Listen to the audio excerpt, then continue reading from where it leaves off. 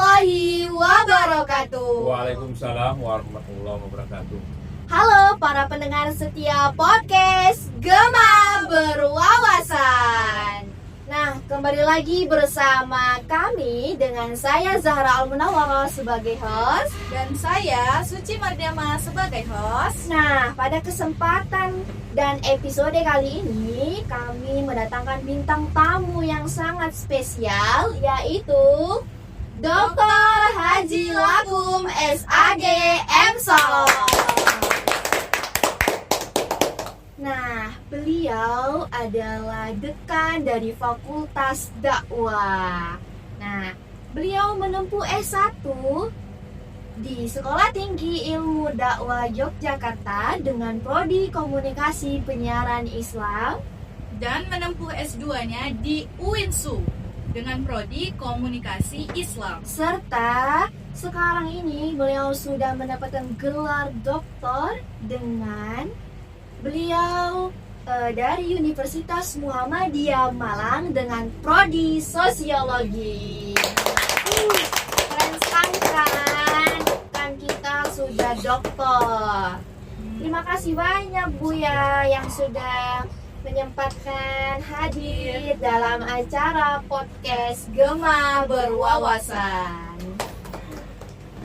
Nah Buya, sebelum kami ini ada mau tanya-tanya sedikit Buya tentang perjalanan Buya menjadi dosen yaitu asahan, gitu kan Buya.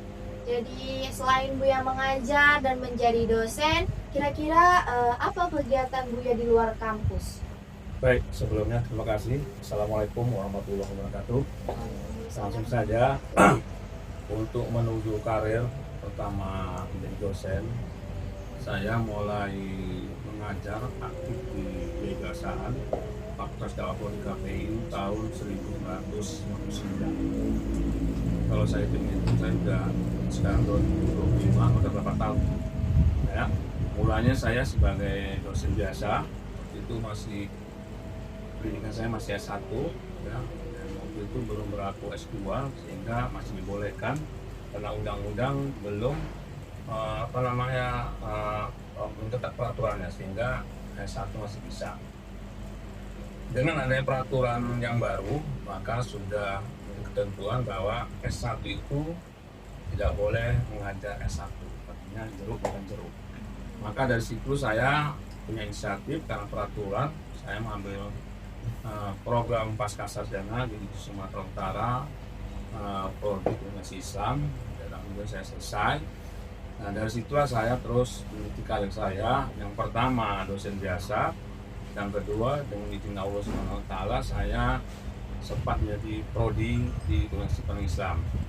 Berhubung pada waktu itu karena saya masih menempuh program S2 saya belum selesai, maka saya fokuskan lebih untuk mengambil program S2 dan saya bukan mengundurkan diri ya, untuk sementara waktu saya tidak menjadi prodi Komunikasi Islam. Dan selanjutnya selesai saya mendapat program S2 di Sumatera Utara, saya dengan izin Allah Subhanahu wa taala saya diangkat menjadi wakil dekan Fakultas Dakwah. Berhubung karena memang pendidikan ini merupakan suatu kekhususan, apalagi di strata S1 ini ya, dalam satu struktural ataupun pamong itu memang harus ada salah satu yang nggak salah satu ataupun dosen-dosen yang lain juga yang mana kira-kira mempunyai kemampuan baik pemikiran dan terutama dengan keuangan, maka diharuskan untuk mengambil program S3. Dengan izin Allah Subhanahu wa taala saya mengambil program S3 di Universitas Muhammadiyah Malang ya, di prodi Sosiologi, dan alhamdulillah sudah selesai. Nah, itu salah satu bentuk karir pendidikan. Dalam perjalanan saya dan saat ini saya dari mulai saya menjadikan prodi, saya diangkat menjadi wakil dekan, dan saya izin Allah ya pada tahun 2025 ini saya dengan dengan senat daripada dosen yang ada di ini, saya terpilih menjadi dekan Fakultas Dakwah. Nah, ini juga saya baru kurang lebih 1,5 tahun. Jadi kalau dikatakan masih sumber jatuh lah. Dan saya pun harus banyak belajar, terutama kepada dekan-dekan yang lampau yang sudah pernah jadi dekan, dan istilahnya harus banyak belajar. Itulah salah satu. Di samping itu kalau tentang masalah karir saya, memang ada punya persepsi bahwasanya terutama kepada mahasiswa-mahasiswa baru itu, kalau memang dia mau mengambil jurusan prodi komunikasi Islam itu punya momok, punya pemikiran seolah-olah bahwa bisanya cuma berdoa, mengaji, dan khutbah. Padahal persepsi itu tidak benar dan itu diluruskan, karena komunikasi ini sifatnya luas ya. Nah, yang namanya berbuat kebaikan itu tidak saja kita lewat apa saja, lewat mengaji, ceramah-ceramah atau khutbah, tapi masih punya kesan lain. Itu tentang karir ya, karir saya ya. Jadi di samping itu ya memang sesuai dengan ada dalam Al-Quran surat Al-Maidah ya. Al-Maidah Bapak itu mengatakan bahwa kalau kita punya beberapa ilmu, insya Allah akan diangkat beberapa derajat. Salah satunya saya di samping sebagai dosen dan juga sebagai tetap ya, juga sebagai dekan, saya juga punya kiprah di tengah-tengah masyarakat. Ya, banyak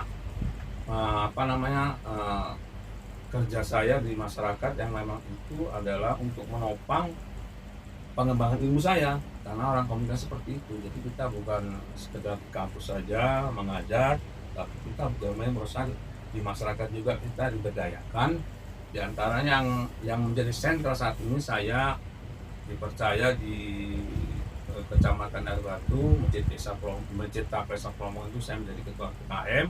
Dan izin Allah sudah 2 periode saya terpilih. Dan alhamdulillah ya sampai saat ini saya dipercaya. Di samping itu juga saya, karena memang sudah menjadi suatu kebutuhan dan menjadi suatu keharusan, saya juga sebagai seorang ustaz ya. Masya Allah. Ya, seorang ustaz ya, seorang ustaz. Artinya ketika ada di besar Islam seperti Samiran, oleh Nabi, termasuk 1 Muharram, saya alhamdulillah diundang oleh jamaah ataupun masyarakat untuk menyampaikan tausiah ataupun pengajian-pengajian. Ya. Samping itu juga saya salah satunya juga ustadz yang setiap tahun saya dipercaya oleh Pemda Asahan, itu ada namanya kegiatan sampai Ramadan. Saya juga dipercaya juga sebagai ustadz. Nah, jadi Pemda itu, Kabupaten Asahan itu punya kegiatan sampai Ramadan itu setiap bulan Ramadan datang ke kecamatan, ke desa-desa itu. Di samping kami didampingi oleh kepala Pradinas, juga ada ustadz juga menyampaikan tausiah. Dan alhamdulillah ini sampai sedang berjalan itu biasanya di bulan Ramadan. Di samping itu juga saya juga kegiatan lain juga ada namanya kegiatan Iltak. Iltak itu gimana takwa itu ya, juga saya juga mengisi di salah satu dinas yang ada di Kabupaten Asahan. Itulah salah satu karir yang di luar pada kampus. Jadi kita tidak bisa puas dengan apa yang sekarang kita miliki, tapi kita usahakan kalau bisa kita mengembangkan kemampuan skill yang kita miliki, yang sehingga itu untuk bisa mengembangkan ilmu kita dan juga membawa kampus kita khususnya yaitu dan Fakultas Dakwah Prodi. Itu tadi. Karir yang lain ada? Ada Buya. Nah. Jadi Buya kan sudah lama menjadi dosen Fakultas Dakwah kan ya. Jadi banyak orang yang mengira bahwasanya kalau KPI itu harus menjadi ustadz atau ustazah gitu. Padahal banyak peluang untuk jadi apa saja gitu Buya. Jadi bagaimana tanggapan Buya tentang itu? Awal tadi sudah saya jelaskan bahwasanya pemikiran-pemikiran seperti itu supaya dijauhkan. Bahwasanya tamat dari Fakultas Dakwah Prodi Islam itu bisa banyak dilakukan. Di antaranya banyak yang abang-abang kamu yang sudah selesai sini, ada yang lulus P3K di Kementerian Agama, ada juga sekarang yang jadi guru. Bahkan saya waktu saya ngisi pengajian di salah satu kecamatan terdalam itu, ada yang bahkan jadi kepala sekolah, dan itu ijazahnya murni ijazah komunikasi Islam. Jadi banyak hal yang kita lakukan ya. Nah, jadi mindset seperti itu supaya dihilangkan, bahwasanya banyak yang bisa lakukan untuk komunikasi pendidikan Islam, bahwasanya tidak jadi ustadz, guru ngaji dan khutbah saja, tapi masih banyak-banyak yang lain. Jadi makanya itu perlu kita dengung-dengungkan bahwasanya KPI itu merupakan ilmu yang serba siap pakai, serba bisa untuk bisa dikembangkan di tengah-tengah masyarakat. Makanya saya selalu bilang sama siswa saya, supaya tamat dari sini, apa yang punya potensi kamu, apa yang kamu miliki, kembangkan di tengah-tengah masyarakat. Insya Allah derajatmu nanti akan diangkat oleh ilmu itu sendiri. Iya, Insya Allah. Jadi Bu ya, kemarin lusa kami itu ada kedatangan bintang tamu dari Maba Fakultas Dakwah Bu ya. Yeah. Jadi katanya itu dakwah ini dia sudah memiliki ciri khas baru, yaitu KPI berkarakter Bu ya. Jadi apa aja itu Bu ya program-programnya untuk mengembangkan Fakultas Dakwah dan meningkatkan kualitas dan potensi mahasiswa di Fakultas Dakwah itu Bu ya, mengenai tentang apa KPI berkarakter. Jadi memang kita selama ini memang kita bukan artinya tadi ya, artinya memang harus ada gebrakan ya, gerakan-gerakan untuk bagaimana agar Fakultas Dakwah prodi KPI ini lebih menggaung dan lebih mempunyai ciri khas. Karena salah satu yang menjadi idola kalau suatu fakultas itu ataupun jurusan komunikasi itu punya ciri khas, itu salah satunya menjadi suatu kebanggaan sama kita, baik dosen maupun mahasiswa yang sedang kuliah. Nah, saat ini kita alhamdulillah dengan adanya dosen-dosen yang baru-baru yang punya kompetensi, dan mudah-mudahan bisa kerjasama dengan Fakultas Dakwah, terutama dari mulai pamong-pamongnya, dari mulai dekan, wakil dekan, dengan prodi, kita akan ambil mereka ide-idenya dan kita buktikan dengan relasi kerjanya, dan alhamdulillah ini ditanggapi positif ya.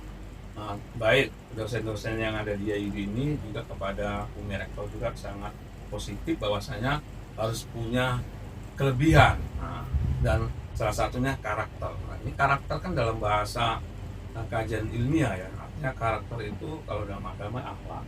Jadi yang saat ini memang saya perhatikan sudah mulai banyak suara-suara lah bahwa KPI saat ini ya, walaupun masih seumur jagung, sudah ada perbedaan, ada perubahan sedikit dibandingkan dengan yang lalu. Itulah makanya kita perlu memperdayakan dosen-dosen, bahkan alumni-alumni kita nanti pun kalau memang punya kemampuan ya tetap akan kita undang, dan mereka tetap akan kita komunikasikan bagaimana caranya kalau ada momen-momen pas yang harian besar kegiatan yang akan berhubungan KPI kita undang. Artinya mereka udah tamat itu supaya juga mempublikkan KPI Fakultas Dakwah ya dilaksanakan. Iya. Jadi ini merupakan suatu kesyukuran sama saya, di era kepemimpinan saya menjadi dekan ini sudah ada terobosan-terobosan, dan saya sebagai dekan yang baru sangat mensupport dan mendukung terutama dosen-dosen yang masih muda, dan harapan mudah-mudahan Fakultas Dakwah lebih maju dan lebih jaya, bahkan kita punya semboyan mendunia. Iya, amin. Masya Allah. Baiklah, kemudian Bu ya dengar-dengar katanya Buya pernah mengajar matkul patologi sosial ya Bu ya. Betul. Pasti mempelajari itu penting sekali bagi mahasiswa Fakultas Dakwah, apalagi kan Buya itu mereka langsung terjun ke lapangan, ke masyarakat, bahkan mengayomi kan ya Bu ya. Jadi Bu ya, bagaimana supaya kita itu bisa mendorong mahasiswa agar selalu terlibat dan tidak susah dalam kegiatan pengabdian masyarakat? Ya, baik. Salah satu yang menjadi indikasi bahwasanya memang mata kuliah patuh sosial itu di semester 5. Ya. Mengapa di semester 5? Karena memang KPI ini, mahasiswa Fakultas Dakwah Prodi KPI ini memang dia bersentuhan di tengah-tengah masyarakat. Nah, makanya saya sendiri pernah menjadi wakil dekan dalam bidang akademik pembuatan kurikulum. Salah satunya mencantumkan tentang mata kuliah patuh sosial. Karena memang mahasiswa ini langsung bersentuhan di masyarakat. Yang kedua, mengapa saya mengambil mata kuliah patuh sosial? Karena betul saya kan S2 saya prodinya prodi sosiologi. Ada sosiologi agama, ada sosiologi pendidikan sebenarnya. Tapi kita ada mata kuliah sosiologi. Makanya saya mengambil mata kuliah patuh sosial. Dan ini sangat positif. Karena kita belajar mata kuliah patuh sosial ini adalah mempelajari penyakit-penyakit yang ada di tengah-tengah masyarakat, ya kan? Jadi tentunya saudara sebagai host tahulah penyakitnya masyarakat itu saat ini sedang ramai dibicarakan, yang meresahkan keluarga, ya masyarakat bahkan aparat gitu. Salah satu penyakit kan banyak. Itu perlu. Nah, salah satunya pun saya berupaya sebagai dosen pengaku mata kuliah sosial supaya bukan hanya sekedar teori, tapi saya bertugas kepada mereka untuk apa yang menjadi sentral berhubungan dengan patuh sosial. Makanya masing-masing itu di daerah masing-masing itu mempunyai permasalahan sehingga tugas itu bisa kita baca, oh ternyata ada masalah. Artinya biar mahasiswa itu langsung tahu bahwasanya di kampung asli punya masalah. Jadi artinya kita jangan berdiam saja, tapi apa yang bisa kita lakukan untuk kebaikan-kebaikan, terutama keluarga dan lingkungan masyarakat. Jadi perlu sosial. Dan ini menjadi suatu keharusan kita agar kita sebagai seorang yang tamat dari sini dapat ke MSOS supaya kita betul-betul bisa mengaplikasikan, merealisasikan tentang bagaimana itu patuh sosial ya, yang memang notabene adalah melanggar norma-norma yang sudah menjadi suatu ketentuan tapi banyak dilanggar baik anak remaja, masyarakat, begitu juga yang lainnya. Tuh, berarti selain menjadi dosen, Buya ini adalah ustadz. Dengan Buya, alhamdulillah. Penasaran dengan kelanjutan berikutnya? Kita akan saksikan di episode 2.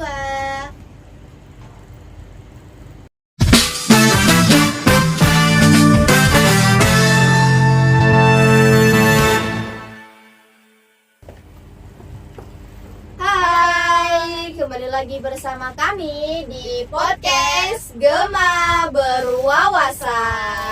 Nah, masih seputar tentang pertanyaan-pertanyaan tadi nih. Jadi, bagaimana pengalaman dan tantangan Buya dalam menghadapi mahasiswa-mahasiswa yang sekarang tuh kan ada AI gitu kan ya. Jadi mereka tuh pasti jarang buka buku, jarang lah pokoknya Buya membaca buku. Terus mereka ada apa-apa dari AI. Dan bagaimana tanggapan Buya tentang anak-anak mahasiswa zaman sekarang ini Buya? Ya, baik. Mengenai ini tentunya teknologi nggak bisa kita hindari. Ya, karena menjadi satu keharusan dan satu tuntutan. Dengan adanya teknologi ini serasa menjadi dekat, yang jauh pun tak jumpa menjadi dekat, banyak people dan sebagainya. Jadi melihat perkembangan ini, konsep kita dalam mengajar ataupun sebagai pendidik, bagaimana diupayakan memang kita seharusnya sebagai mahasiswa itu ya memang harus ada referensi dalam suatu suatu makalah ataupun skripsi, yaitu bentuknya harus ada buku-buku yang sifatnya mendukung dengan apa tema yang dibicarakan dalam makalah ataupun skripsi. Nah, sehingga tapi memang kalau saya perhatikan ya adanya suatu teknologi ini memang suatu kemajuan juga ada sisi positif dan negatifnya. Sisi positifnya yang jelas kita tidak bisa menghindari dan itu satu kebutuhan, termasuk saya sebagai seorang dosen juga selalu menggunakan teknologi yang itu semua untuk mempercepat wawasan dan pengetahuan di dalam hubungan dengan pelajaran ataupun mata kuliah yang saya bawakan. Jadi adanya mahasiswa saat ini memang kecenderungan, tapi ya kita berprasangka positif aja lah. Dan itu artinya di sini bahwasanya kemalasan itu kan bisa diobati dengan catatan kita juga sebagai seorang dosen yang memang langsung bertemu dengan mahasiswa kelas itu ya selalu mengarahkan bahwasanya malas dan kurangnya ikhtiar itu harus diperbaiki. Jadi kalau menggunakan yang katakan oleh saudari-saudari itu sebetulnya nggak salah, cuman harus dibarengi dengan ada kritis juga. Jadi apalagi nanti dalam pembuatan skripsi cukup kali seperti itu, tapi harus ada kritis yang tentunya ada kritis seperti itu. Jadi yang ada sih itu ya sesuatu yang memang nggak bisa dihindari, mau nggak mau ya harus kita ikuti dan kita pergunakan. Nah, itu cuman kita juga sebagai dosen, sebagai mahasiswa juga harus juga banyak refleksi baik, dan karena itu kan mempermudah pula kan. Nah, buat dosen itu pikiran langsung keluar dia dengan penting pencet keluar kan itu ya. Sementara kalau dalam kajian, kalau kita melakukan penelitian itu harus terjun ke lapangan, catatan itu dalam penelitian sampai 3 bulan ya, ngambil data-data itu sampai bimbingan sampai 100%. Jadi yang penting disikapi secara positif, dan mahasiswa juga harus juga senantiasa berusaha bagaimana caranya yang menjadi suatu pokok-pokok dalam wujud bukti fisika buku-buku juga sudah, walaupun kita kadang-kadang keterbatasan untuk beli buku, tapi mau nggak mau ya kita kan punya perpustakaan yang bisa dimanfaatkan. Itu perpustakaan ada banyak buku yang sekarang oleh di kapal perpustakaan yang diaktif ya, itu silakan juga. Jadi harus dibaring semua, sama-sama saling menopang lah. Jangan mudah tapi kita terjerat kepada hal-hal yang sifatnya itu merugikan kita.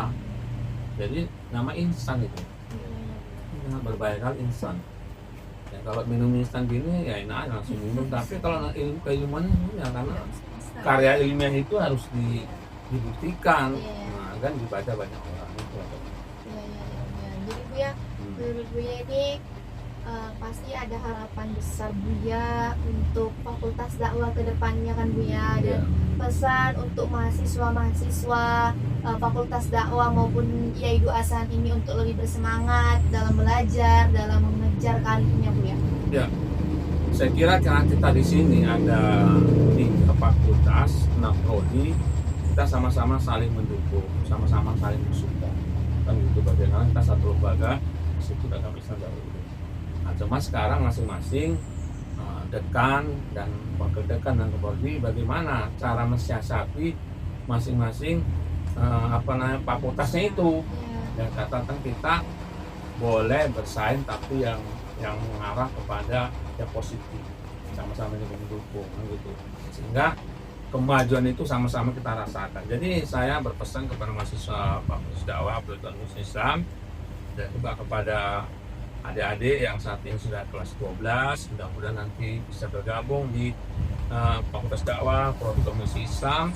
Bahwasanya kita sudah punya suatu ciri khas yang selama ini ya belum ada, tapi alhamdulillah insya Allah sudah ada sana prasana, yaitu contohnya ya sudah ada film, ya ada dua penampilan, dan ini salah satu bentuk kreativitas saya juga sebagai seorang dekan yang baru masa takjub.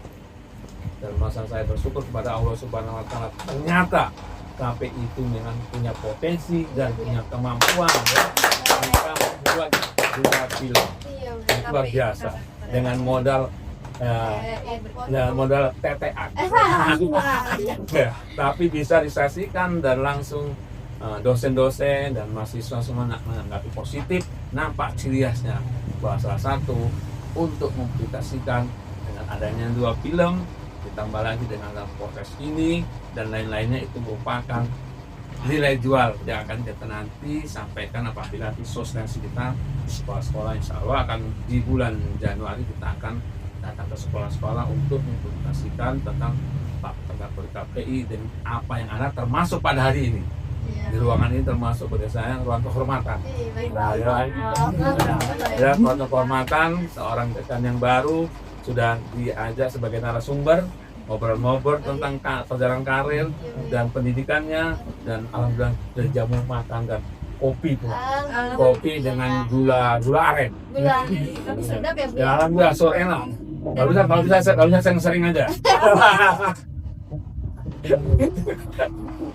Ada lagi? Udah ada ya? Ya, sudah selesai. Kalau sekali.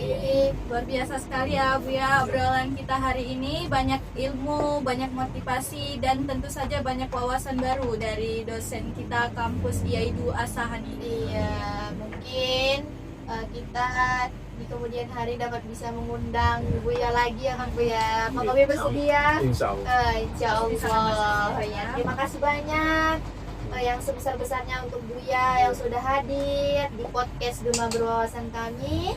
Untuk para pendengar, jangan lupa pantau terus ya kan Ya, podcast Gema Berwawasan dengan episode-episode berikutnya. Saya Zara Al-Munawwaroh dan saya Suci Mardiama. pamit undur diri. Sampai jumpa. Wassalamualaikum warahmatullahi wabarakatuh. Waalaikumsalam warahmatullahi wabarakatuh. One is the loneliest number that you'll ever do.